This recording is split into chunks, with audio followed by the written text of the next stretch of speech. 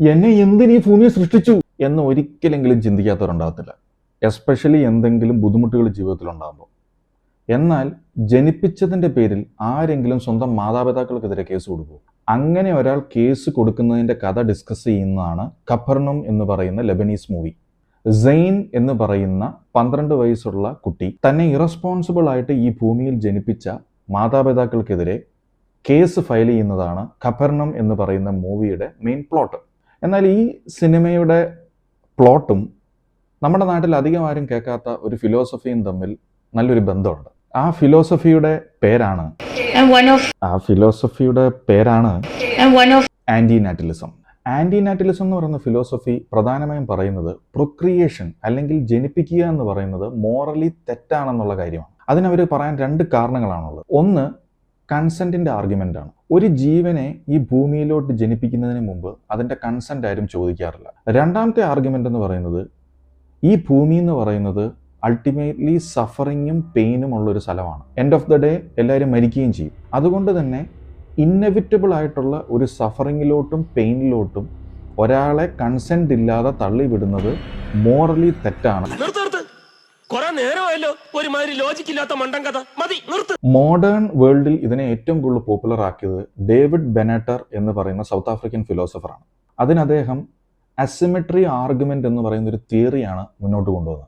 Asymmetry argument basically 2 കാര്യങ്ങളായിട്ടാണ് തരംതിരിച്ചിരിക്കുന്നത്. ഒന്നെന്ന് പറയുന്നത് scenario A, അതായത് ഒരാൾ ഭൂമിയിൽ ജനിച്ച സിനാരിയോ. രണ്ടാമത്തേന്ന് പറയുന്നത് സിനാരിയോ ബി, അതായത് ഒരാൾ ഭൂമിയിൽ ജനിച്ചില്ലായിരുന്നെങ്കിലത്തെ കാര്യം. സിനാരിയോ എ പറയുന്നത് ഒരാൾ ഭൂമിയിൽ ജനിച്ചു കഴിഞ്ഞാൽ എന്തൊക്കെയാണ് സംഭവിക്കുന്നത്. ഒന്നെന്ന് പറയുന്നത് ഡെഫിനറ്റ്ലി പെയിൻ ഉണ്ടാവും. അപ്പോൾ പ്രസൻസ് ഓഫ് പെയിൻ എന്തായാലും ഉണ്ടാവും. അതിനെ ബാഡ് ആയിട്ടാണ് ടാഗ് ചെയ്തിരിക്കുന്നത്. രണ്ടാമെന്ന് പറയുന്നത് പ്ലഷർ ഉണ്ടാവും. സ്വാഭാവികമായിട്ടും ഭൂമിയിൽ ജനിച്ചു കഴിഞ്ഞാൽ പ്ലഷറും ഉണ്ടാവും. അപ്പോൾ പ്രസൻസ് ഓഫ് പ്ലഷർ എന്ന് പറയുന്നത് ഗുഡ് ആണെന്നാണ് ടാഗ് ചെയ്തിരിക്കുന്നത്. So presence of pain is bad and presence of pleasure is good. ഇനി സിനാരിയോ ബി എടുക്കുക. ഒരാൾ ഈ ഭൂമിയിൽ ജനിച്ചില്ലായിരുന്നെങ്കിൽ എന്തൊക്കെയായിരുന്നു സംഭവിക്കുക? ഒരാൾ ജനിച്ചില്ലെങ്കിൽ സ്വാഭാവികമായിട്ടും അയാൾക്ക് പെയിൻ ഉണ്ടാവത്തില്ല. സോ ആബ്സെൻസ് ഓഫ് പെയിൻ എന്ന് പറയുന്നത് ഗുഡാണ്. പക്ഷേ ഒരാൾ ജനിക്കാത്തത് കൊണ്ട് തന്നെ അയാൾക്ക് പ്ലഷറും അനുഭവിക്കാൻ പറ്റത്തില്ല.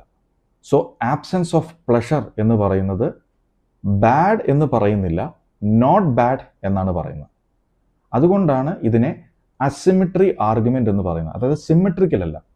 ഒരേ കാര്യം തന്നെ ഗുഡും ബാഡും ഇപ്പുറത്തുള്ളപ്പം അതേ കാര്യം മറ്റേ സൈഡിൽ ഗുഡും നോട്ട് ബാഡുമാണ്. ഇനി ആന്റി നാറ്റലിസം എന്ന് പറയുന്ന ഫിലോസഫിനെ എതിർക്കുന്ന ആൾക്കാർ ഇതിന് അഗെയിൻസ്റ്റ് ആയിട്ട് എന്തൊക്കെ പോയിന്റ്സ് ആണ് പറയുന്നത് എന്നുള്ളത് നമുക്ക് നോക്കാം. ഇവർ ഫസ്റ്റ് ആയിട്ട് പറയുന്ന പോയിന്റ് കൺസെന്റ് ചോദിക്കുക എന്ന് പറയുന്ന വാദം ഇല്ലോജിക്കൽ ആണെന്നുള്ളതാണ്. കാരണം ജനിക്കാത്ത ഒരു ജീവനോട് നമുക്ക് പ്രാക്ടിക്കലി കൺസെന്റ് ചോദിക്കാൻ പറ്റത്തില്ല.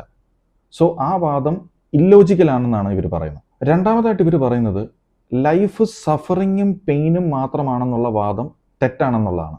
ലൈഫ് എന്ന് പറയുന്നത് സഫറിങ് മാത്രമല്ല, അതിന് പ്ലഷറുണ്ട്, അതിന് ഹാപ്പിനെസ് ഉണ്ട്, മീനിങ് കണ്ടെത്തുന്ന കാര്യങ്ങളുണ്ട്, പർപ്പസ് ഉണ്ട്.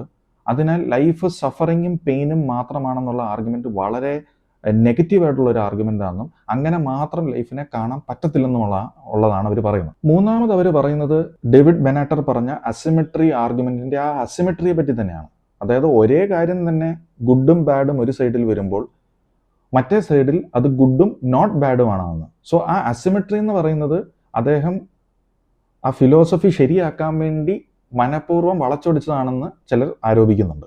ആന്റി നാറ്റലിസം എന്ന് പറഞ്ഞ ഫിലോസഫീനെ സപ്പോർട്ട് ചെയ്യുന്നവർക്കും അതിനെ എതിർക്കുന്നവർക്കും അവരുടേതായിട്ടുള്ള വാദങ്ങളുണ്ട്. അതിന് രണ്ടിൻ്റേതായിട്ടുള്ള ഇമ്പോർട്ടൻസും ഉണ്ട്. ആ മൂവി എന്ന് പറയുന്നത് ഈ ഒരു ഫിലോസഫി മാത്രമല്ല ഡിസ്കസ് ചെയ്യുന്നത്, ഒരുപാട് വേറെ കാര്യങ്ങൾ ഡിസ്കസ് ചെയ്യുന്നുണ്ട്. ഉദാഹരണത്തിന് ഇൻഇക്വാലിറ്റി ഓഫ് ഹ്യൂമൻ ബീങ്സ്, റിച്ചും പൂറും തമ്മിലുള്ള ഡിവൈഡ്, ഇമിഗ്രൻസിൻ്റെ പ്രോബ്ലം, കുട്ടികളെ ഇറസ്പോൺസിബിൾ ആയിട്ട് വളർത്തുന്നതിൻ്റെ ഇഷ്യൂസ്, എൻവയോൺമെൻറ്റൽ ഇഷ്യൂസ്, അങ്ങനെ ഒരുപാട് കാര്യങ്ങൾ ഈ സിനിമയിൽ ഡിസ്കസ് ചെയ്യുന്നുണ്ട്. പറ്റുമെങ്കിൽ തീർച്ചയായിട്ടും എല്ലാവരും ഇത് കാണാൻ ശ്രമിക്കുക. വളരെ ഫേമസ് ആയിട്ടുള്ളൊരു മൂവിയാണ്. ഇത്രയും നേരം എൻ്റെ വീഡിയോ കാണുകയും എന്നെ സബ്സ്ക്രൈബ് ചെയ്യുകയും ചെയ്ത ആൾക്കാരോട് എനിക്ക് നന്ദി മാത്രമേ ഉള്ളൂ. എന്നെ സബ്സ്ക്രൈബ് ചെയ്യാത്തവരോട് എനിക്ക് ഒരു കാര്യം മാത്രമേ പറയാനുള്ളൂ. സാറേ, ഇത് ഇത്ര എത്തിക്കാൻ പറ്റ പാടെ എനിക്കേ അറിയാവൂ.